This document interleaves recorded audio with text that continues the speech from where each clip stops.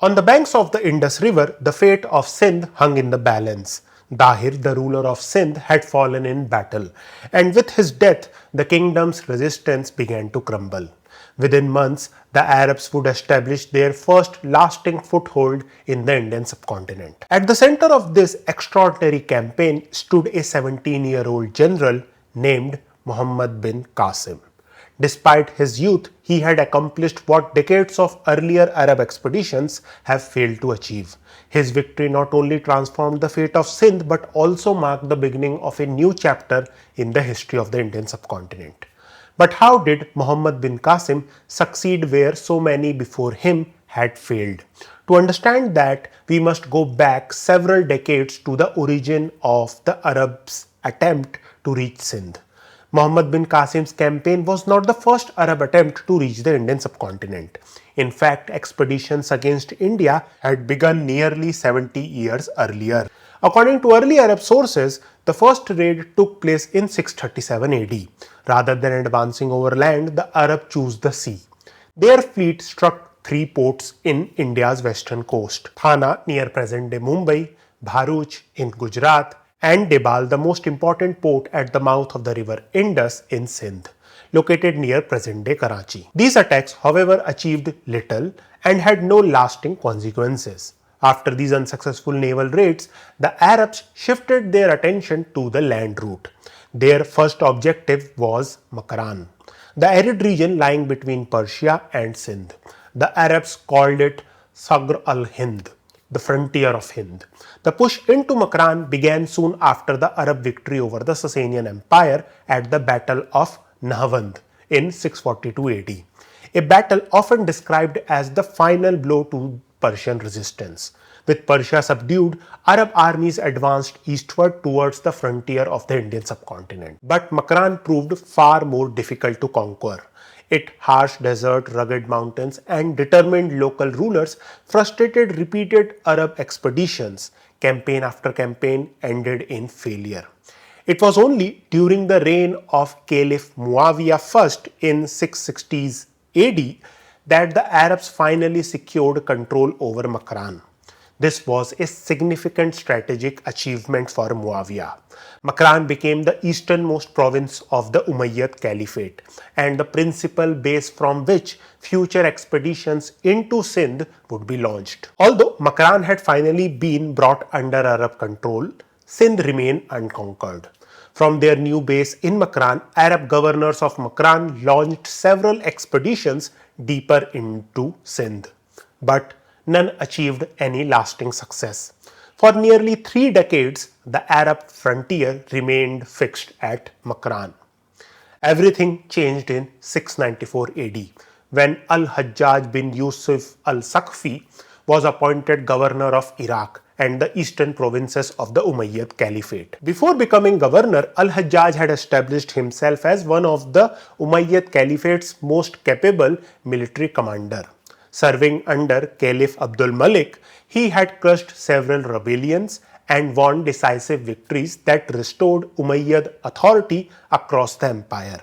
His success on the battlefield earned him the Caliph's complete confidence and led to his appointment as the governor of Iraq. Iraq was the wealthiest and the most strategically important province of the Umayyad Caliphate. As a governor, al-Hajjaj proved to be an equally formidable administrator. He reorganized the eastern provinces, strengthened the army, and restored discipline throughout the region. Determined to secure the empire's eastern frontier, he turned his attention to Sindh, where decades of Arab expeditions had ended in failure. Despite al-Hajjaj's determination, he still needed a reason to convince the Umayyad court to authorize another costly campaign into Sindh. That opportunity came only a few years later. Around 708-710 AD, ships sailing from Sri Lanka towards the Persian Gulf were attacked by pirates operating off the coast of Debal, one of Sindh's principal ports. Among those aboard were Muslim women and children returning from Sri Lanka to Arabia. Arab sources tell us that these women and children were the families of Muslim merchants who had settled along the coast of Sri Lanka but had since died. The king of Sri Lanka had arranged for them to be sent to Hajjaj as a gesture of goodwill. Before they could reach their destination, however, the ships were intercepted by pirates near Debal, and the passengers were taken captive. Upon learning of the incident, al-Hajjaj dispatched envoys to the court of the Sindh ruler Dahir, demanding that the captives be freed and the pirates brought to justice. Dahir belonged to the Brahmin dynasty, which had only recently come to power in Sindh. His father, Chach, had overthrown the last ruler of the Rai dynasty several decades earlier and established a new royal house. For Dahir, it was an almost impossible demand. The pirates who operated along the coast of Debal were not under Dahir's direct control. By holding the Sindhi king responsible, al-Hajjaj was effectively accusing him of being complicit in the attack. Dahir rejected the accusation. According to the Arab chronicles, he replied, "The pirates who captured them are beyond my control." Whether this was the truth or simply a diplomatic excuse is impossible to know. But for al-Hajjaj, the reply was unacceptable. Negotiations ended and preparations of war began. Now the governor of Iraq had the justification he needed, yet one obstacle still remained. Only the Umayyad Caliph Al-Walid I could authorize a full-scale invasion of Sindh, and unlike al-Hajjaj, the Caliph had little enthusiasm for another campaign on the empire's distant eastern frontier. Previous expeditions had ended in disaster, costing men, money and supplies while gaining almost nothing in return. But al-Hajjaj was persistent. He argued that leaving the attack unanswered would damage the prestige of the Umayyad Caliphate. More importantly, he promised that the wealth of Sindh would more than repay the cost of the campaign. If successful, the conquest would not only secure the empire's eastern frontier, but also open new opportunities for trade and taxation. Eventually, Al-Walid gave his approval. Al-Hajjaj wasted no time. He assembled an expedition and sent it east under the command of Ubaidullah ibn Naban. Its objective was Debal. Although Arab sources explicitly do not say so, it appears that this expedition was primarily a naval expedition. Since Debal was accessible from the sea, the Arabs hoped to capture the city before Dahir could mount an effective response. But the plan quickly fell apart. As the Arab forces engaged the defenders outside the city's wall, Ubaidullah ibn Nabhan was killed in the fighting. With their commander dead, the expedition lost all momentum. The remaining soldiers were forced to abandon the assault and retreat. The failure of the first expedition did little to discourage al-Hajjaj. If anything, it strengthened his resolve. He immediately began organizing a second invasion of Sindh, this time on a much larger scale. The plan was carefully coordinated. Budayl ibn Tahfa was ordered to sail from Oman to Debal with the main fleet, while Muhammad ibn Harun, the governor of Makran, was instructed to march overland and link up with him outside the city of Debal. Additional troops, weapons and supplies followed by sea to reinforce the expedition. This time everything went according to plan.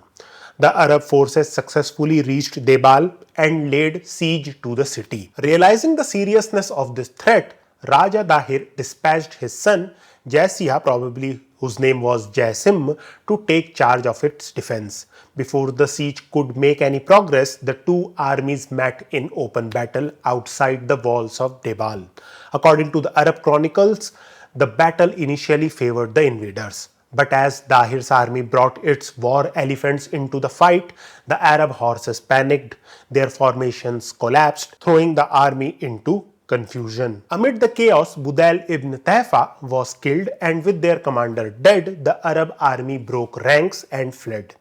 Two expeditions had now ended in disasters. For many commanders, two crushing defeats would have marked the end of the campaign. But al-Hajjaj was not ready to give up. two failed expeditions had taught al-Hajjaj an important lesson. If the Arabs were to succeed, they would need a much larger and better equipped army, one capable not only of defeating Dahir's forces in the field but also of breaching the powerful fortifications that protected the city of Debal. This time, Al-Hajjaj left nothing to chance. To command the expedition, he chose someone he trusted above all others, his young cousin Muhammad bin Qasim. Muhammad bin Kasim belonged to the Saqif tribe, the same tribe as al-Hajjaj, and the two were closely related. The Arab chronicles suggest that al-Hajjaj was especially fond of the young Qasim and regarded him as one of the most promising officers of his generation. Before the Sindh campaign, Qasim had already gained valuable military experience in Persia, where he led successful operations against rebellious Kurdish tribes. His performance impressed al-Hajjaj, who soon appointed him governor of Faras, one of the most important provinces in the eastern Umayyad Caliphate. Although he was only 17 years old, Muhammad bin Qasim was far from an inexperienced youth. He had already proven himself both as a soldier and an administrator. Now al-Hajjaj was about to entrust him the greatest challenge of his career, the conquest of Sindh. The army which Muhammad Qasim had been entrusted by Hajjaj to lead had at its core 6,000 elite Syrian cavalry, veterans of the Umayyad army. They were supported by another 6,000 camel riders, while 3,000 baggage camels carried food, supplies and equipment for the long march across the eastern frontier. Heavy siege engines, far too cumbersome to transport over land, were shipped by sea towards Debal. At the same time, the governor of Makran was ordered to reinforce Muhammad bin Qasim's army with additional troops once it reached the frontier. This was no longer a punitive raid. It was a carefully planned invasion organized with the sole objective of conquering Sindh. In 711 AD, Muhammad bin Qasim assembled his army at Shiraz in southern Persia. From there, the expedition began its march eastward. More than 1,000 miles lay between Shiraz and Debal, but nearly three-quarters of the journey passed through territory already under Umayyad control. After crossing the desert of Persia, the army reached Makran, where it rested briefly before being reinforced by fresh contingents from the frontier province. Not long after leaving Makran, however, the expedition suffered its first setback. Muhammad ibn Harun, the governor of Makran, and one of the campaign's senior commanders fell ill and died before the army entered Sindh. Despite the loss, the march continued. Throughout the campaign, al-Hajjaj remained deeply involved in every stage of the operation. Having watched two expeditions end in disaster, he was determined not to leave anything to chance. From Iraq, he sent Muhammad a steady stream of detailed instructions advising him on everything from where to establish camp to how to deploy his troops in battle. After crossing into Sindh, Muhammad bin Qasim wasted no time in securing his lines of communication. Before advancing on Debal, he first captured two frontier posts, eliminating the first line of Sindhi defences. With these positions secured, the Arab army continued its march until it finally arrived outside the walls of Debal. But before the siege began, another letter arrived from al-Hajjaj. Even from hundreds of miles away in Iraq, he was directing the campaign in remarkable detail. Having seen two expeditions destroyed, he was determined that Muhammad would not repeat the mistakes of his predecessors. His instructions were explicit. When you come to the vicinity of Debal, dig a ditch 12 cubits wide and 6 cubits deep. When you face the enemy, remain silent. Even if they shout at you, insult you, or provoke you, do not engage in a pitched battle until I send orders to that effect. The message revealed al-Hajjaj's strategy. He wanted Qasim to avoid an open battle at all costs. The previous Arab expeditions had been destroyed after confronting Dahir's forces in the field. This time the objective was different. Rather than risking another costly engagement, the Arabs would isolate Debal, establish a secure camp, and rely on their siege engines to bring down cities' formidable defenses. The siege of Debal was about to begin. As Muhammad bin Qasim's army arrived outside Debal, another crucial element of the invasion reached the city on the very same day. The fleet carrying the army's heavy engines sailed into position off the coast, completing the preparation for the assault. Among these machines was a colossal catapult known as Al-Arus, the bride. According to the Arab chronicles, it belonged personally to the Umayyad Caliph and was so enormous that it required 500 men to operate. Never before had such a powerful siege engine been brought against the walls of Debal. Following al-Hajjaj's instructions, Muhammad bin Qasim's men immediately set to work. Instead of rushing into battle, they dug a deep defensive ditch around their camp, transforming it into a fortified position. The defenders of Debal quickly attempted to drive the Arabs away before the siege could begin. But every assault failed. Unable to cross the ditch, the Sindhi forces were forced to withdraw while the Arabs continued their preparations undisturbed. For the next several days, both sides waited. The Arabs assembled their siege engines, stockpiled ammunition, and studied the city's defenses. Inside Debal, the defenders prepared for what they knew would be a decisive assault. Then, on the seventh day, the waiting came to an end. After a fierce fight, the defenses of Debal finally collapsed. The Arab army stormed the city, and after stubborn resistance, Debal fell to Muhammad bin Qasim. What followed was devastating. Acting in accordance with al-Hajjaj's order, the victors subjected the city to 3 days of plunder and indiscriminate slaughter. The fall of Debal marked the first major Arab victory in Sindh. Many of its inhabitants were killed while others were taken captive. The city's great temple, which had long dominated Debal's skyline, was also destroyed, and its custodians were killed during the conquest. With the fighting over, Muhammad bin Qasim turned his attention to securing the city. Debal was too important to abandon. It was Sindh's principal seaport and the gateway through which reinforcements and supplies from the Umayyad Caliphate would arrive. A permanent Muslim quarter was established within the city, and around 4,000 Arab soldiers and settlers were left behind as a garrison. A mosque was also built, symbolizing that the Arabs had not merely come to raid Debal, they intended to rule it. As required by Islamic law, the spoils of war, including wealth, weapons, and captives, were collected and divided. 1/5 was reserved for the state and dispatched to al-Hajjaj, while the remainder was distributed among the soldiers who had participated in the campaign. Among those freed were the Muslim women and children whose capture by pirates had provided the immediate pretext for the invasion. Muhammad bin Qasim also began reorganizing the city's administration. According to Arab sources, the chief of the Hindu community converted to Islam and was appointed to supervise the collection of revenue under the oversight of an Arab official.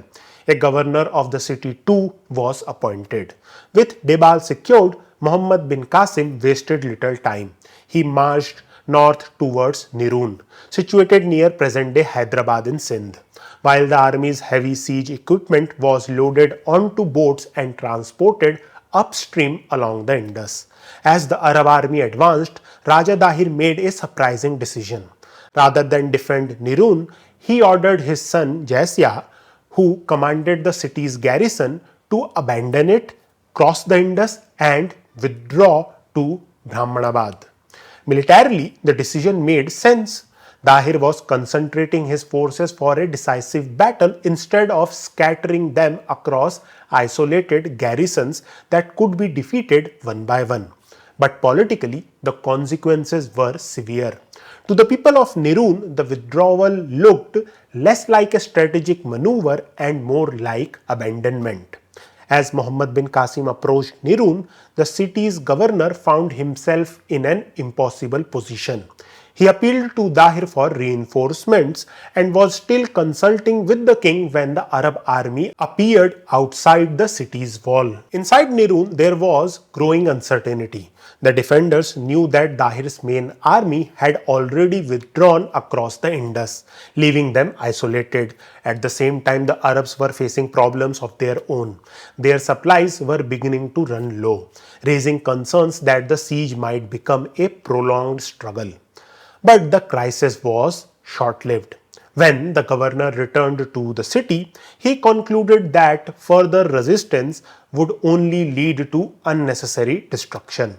Rather than risking the fate that had befallen Debal, he opened negotiation with Muhammad bin Qasim. An agreement was reached quickly. Unlike Debal, Nirun surrendered peacefully. The city was spared the massacre that followed the earlier siege, but in return, it accepted complete Arab authority. With Nirun secured, Muhammad bin Qasim continued his advance. Marching further north, he captured a number of forts and brought more territory under Arab control. One success followed another, and it appeared that the campaign was gathering unstoppable momentum. Then another letter arrived from al-Hajjaj. The governor of Iraq had been following every stage of the campaign, and this time his orders were unequivocal. Abandon the other towns, return to Nirun, arrange to cross the Mehran, the Indus River, and march against Dahir. Al-Hajjaj understood what many commanders might have overlooked. Capturing towns and forts meant little as long as Dahir remained undefeated. Every city that fell could be retaken if the Sindhi king was still able to rally his army. The real objective was never Debal, Nirun, or the northern territories. It was Dahir himself. Only by defeating the king in an open battle could the Arabs hope to secure their conquest of Sindh. Muhammad bin Qasim immediately obeyed. Leaving behind garrisons in the newly conquered towns, he turned his army south once more towards Nirun, where preparations began for the most difficult phase of the campaign, the crossing of the Indus River and the final march against Dahir. But there was a problem. The Indus was a formidable natural barrier, transporting thousands of soldiers, horses, camels, and supplies across such a vast river was a logistical challenge unlike anything the Arabs had faced so far. More importantly, they could not accomplish it alone. The expedition depended on the cooperation of the local population who possessed the boats, the knowledge of the river, and the experience needed to ferry an army across. If the crossing failed, months of campaigning and every victory won so far could be undone in a matter of days. Al-Hajjaj understood this better than anyone. From Iraq, he sent yet another letter to Muhammad, this time emphasizing diplomacy over force. Spend as much money as you can. Give the Indians generous rewards and gifts. Do not disappoint those who ask for estates and lands, but grant their requests. Encourage them by giving them written guarantees of protection and safety. Even after the preparations for the crossing were complete, Al-Hajjaj continued to guide the campaign from Iraq. He understood that the Indus River was more than just a geographical obstacle. It would determine where and how the decisive battle would be fought. His instructions to Muhammad bin Qasim were clear. Do not allow the enemy to cross the Mehran at their will. Tell them that if they wish to cross, they may do so freely and they will not be hindered. Whenever you meet the enemy in battle, let the battle be an open plain. At first glance, the order seems contradictory. Why would Al-Hajjaj allow Dahir's army to cross the river? The answer was because Al-Hajjaj wanted to avoid fighting with the Indus, separating the two armies. A river crossing under enemy attack could easily turn into a disaster. Instead, he wanted both the armies to meet on an open ground where the Umayyad cavalry could maneuver freely and where Muhammad bin Qasim could make full use of his disciplined formations. If Dahir chose to cross first, so much the better. If not, Muhammad would attempt the crossing himself, but only after securing local cooperation and ensuring that the Sindhi army would not attack while his men were divided on the river. Meanwhile, Dahir was faced with the same dilemma. His advisors urged him to let the Arabs cross. Once the Indus lay behind them, they argued that the invaders would be cut off from their base. With the river at their back, the Arab army would have nowhere to retreat and no easy way to receive reinforcement. But not everyone agreed.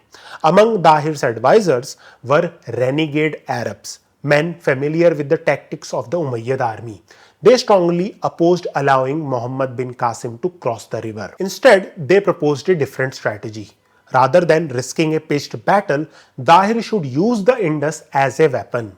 The boatmen were to prevent the Arabs from crossing, while the local tribes were ordered to patrol the countryside, block the roads, and cut off every route by which the Arab army could obtain supplies. Food, fodder for their horses, firewood, everything the army depended upon was to be seized and destroyed. Any Arab soldiers who strayed from the main army was to be hunted down and killed. Their reasoning was simple. If the Arabs could be denied provisions, their ranks would gradually melt away.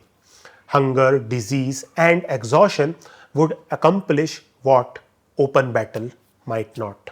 It was a sound strategy, but Dahir ultimately chose a different course. Rather than wage a war of attrition, he prepared to confront Muhammad bin Qasim in a decisive battle, a decision that would determine the fate of Sindh. As soon as al-Hajjaj learned of Dahir's decision, he sent fresh instructions to Muhammad bin Qasim.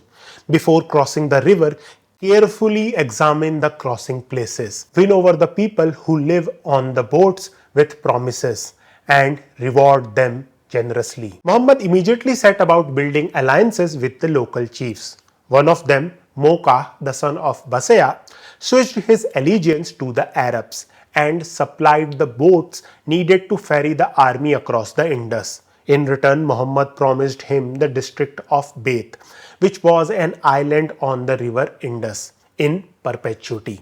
Even then, the crossing was far from easy. Dahir deployed his army along the eastern bank of the Indus, frustrating every Arab attempt to cross the river. At the same time, alarming news reached Muhammad's camp. In the region north of Nirun, a local revolt had expelled the Arab garrison.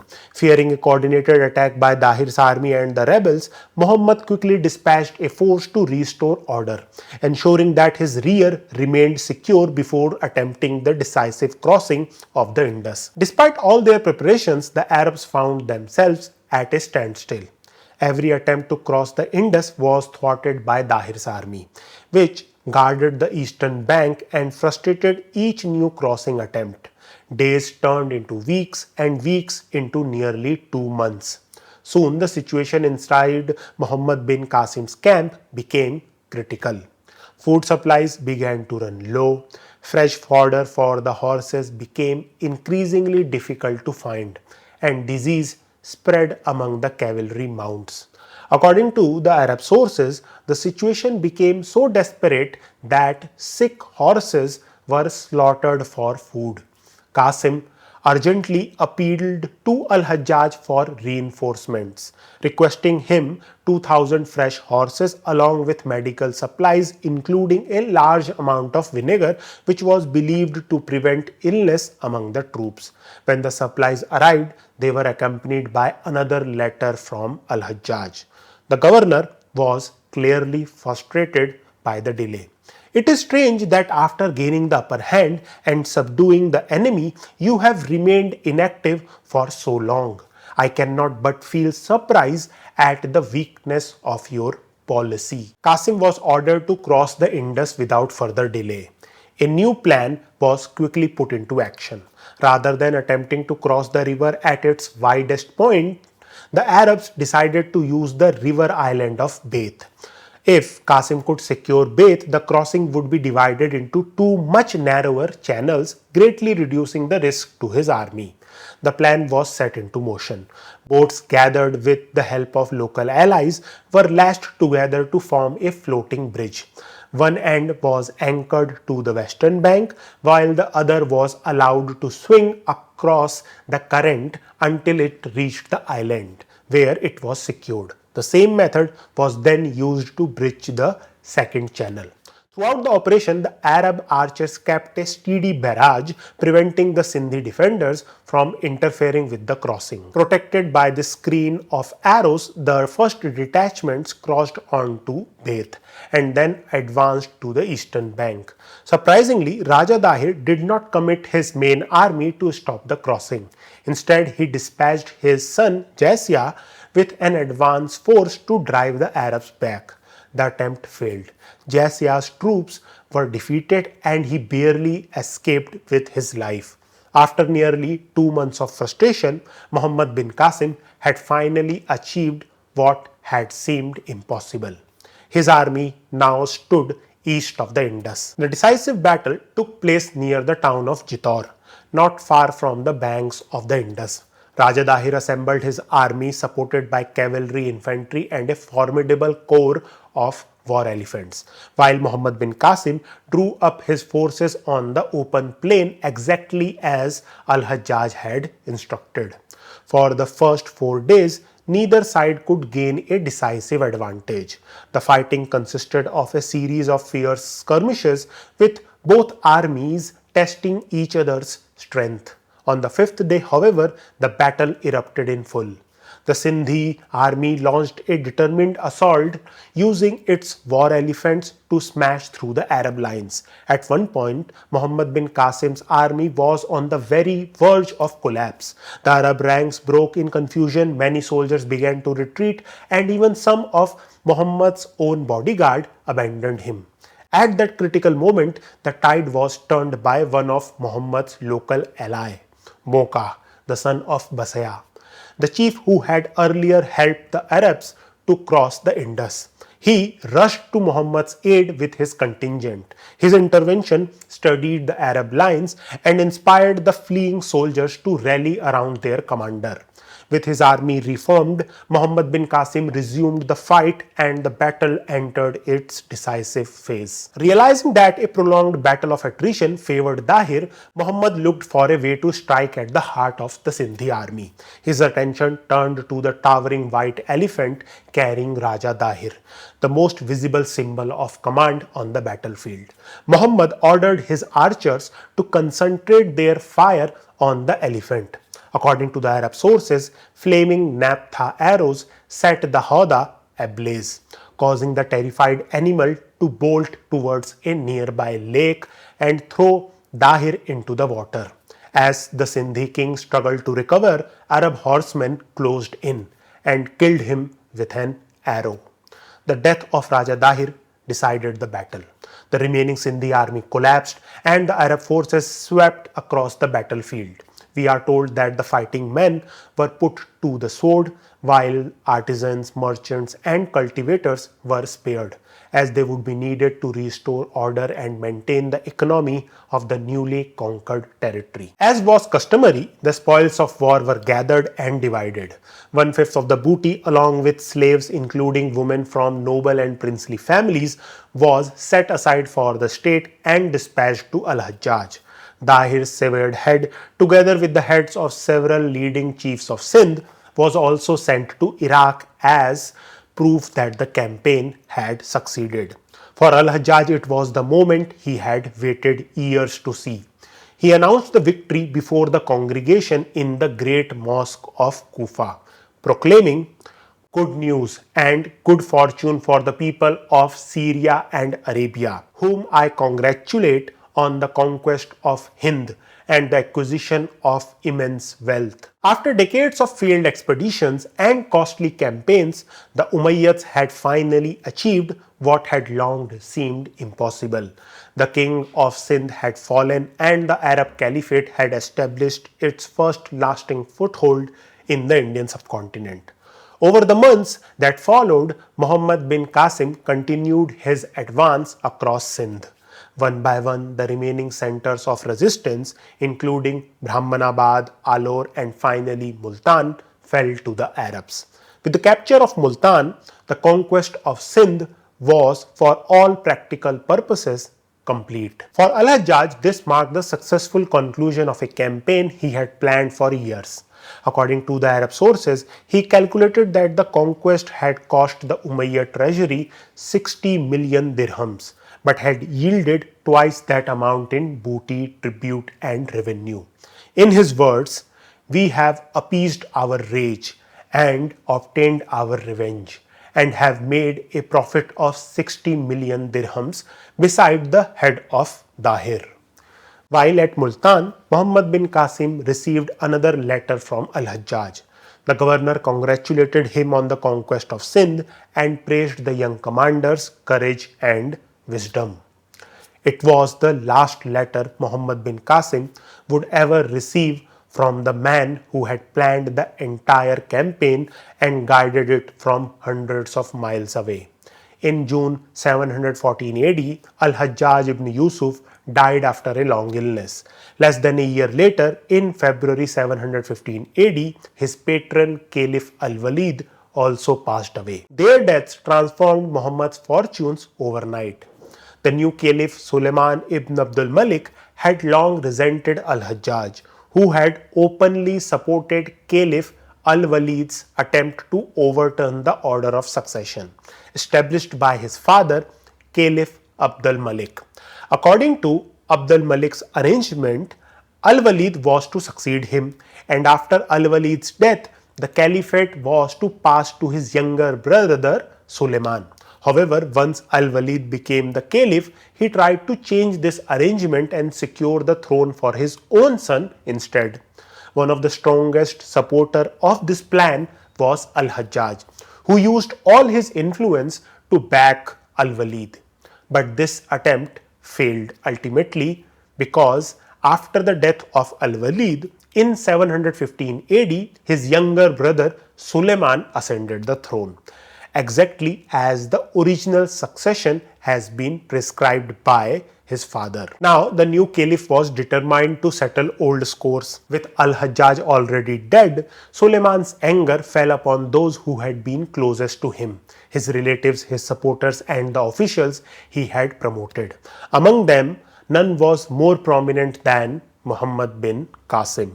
Not only was he al-Hajjaj's cousin and protege, but he was also the man whose spectacular victories had become closely associated with al-Hajjaj's legacy. For Suleiman, removing Qasim was both an act of political revenge and a way of dismantling the network of his former rival. Muhammad bin Qasim was immediately dismissed as the governor of Sindh, and in his place Yazid ibn Abi Qabsha al-Saksaki was appointed as the new governor and dispatched to Sindh with orders to arrest Muhammad and escort him back to Iraq. Although Muhammad bin Qasim commanded a loyal battle-hardened army and could almost certainly have defied the orders of the caliph, he chose not to rebel. Reflecting on his decision, he is said to have composed these poignant verses: "Had I resolved to make a firm stand, then surely countless warriors would have perished. Neither the cavalry of the Saksakis would have trampled my army, nor would a man of the Ak tribe have stood over my head. But alas, such is the cruelty of fate and the blows it deals to noble men." Soon afterward, Muhammad bin Qasim was formally arrested and placed in chains. Without offering any resistance, he was escorted from Sindh to Wasit in Iraq. There, he was handed over to the new revenue officer of Iraq, appointed by Caliph Suleiman. This officer too bore a deep personal grudge against al-Hajjaj, who had years earlier ordered the execution of his brother. With al-Hajjaj already dead, he turned his vengeance against those closest to al-Hajjaj. Qasim was al-Hajjaj's cousin and the most celebrated commander. He became one of the principal victims of this revenue officer. He imprisoned Qasim at Wasit and tortured him along with the member of Qasim's clan. Sometimes after April 715 AD, Muhammad bin Qasim died in captivity. So this is the story of Muhammad bin Qasim and how he conquered Sindh. Now what you have just heard is reconstructed from a handful of medieval chronicles, mainly Chachnama and Balazari's Futuhu al-Baldan. The Chachnama is a Persian version of a now lost Arabic work. Whether it is a direct translation or a freer adaptation of this Arabic work remains uncertain. It was produced in 1216 AD by Muhammad Ali Kufi at Uch, almost 5 centuries after the events it describes. Al-Balazari's account, on the other hand, was written much earlier in the 9th century. It is surprisingly brief, compressing the entire conquest of Sindh into just few pages. Now, the two works are also of differing style. While Al-Balazari writes in a concise and straightforward manner, the Chachnama presents long speeches, dramatic conversations, prophetic dreams, and miraculous episodes. A good example of this is the siege of Debal. Although both sources describe the same events, the way they tell the story is quite different. Balazari's Futuh al-Baldan tells us only that there was a great temple in the city of Debal, and atop it flew a red banner that overlooked Debal. Beyond mentioning its existence, he says nothing more about it. The Chachnama, however, transforms this red banner into the centerpiece of the siege. According to this account, after 6 days of unsuccessful fighting, a local Brahmin secretly approached Muhammad bin Qasim and revealed the city's hidden weakness.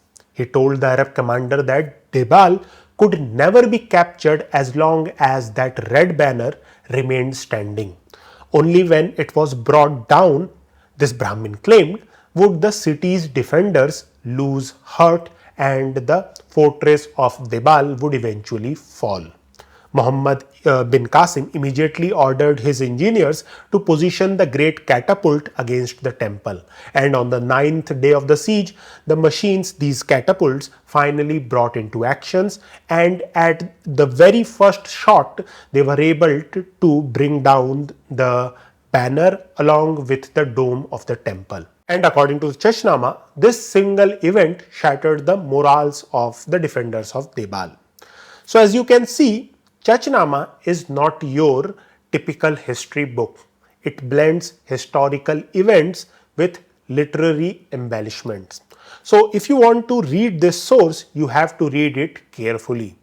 But despite these limitations, we have to also keep in mind that this is the only detailed narrative of the Arab conquest of Sindh that we have. Even more importantly, our knowledge of the political history of Sindh before the arrival of the Arabs relies mainly on the Chachnama. Now you can watch this playlist to know about Sindh before the Arab conquest. If you like this video, do subscribe. Thank you for watching.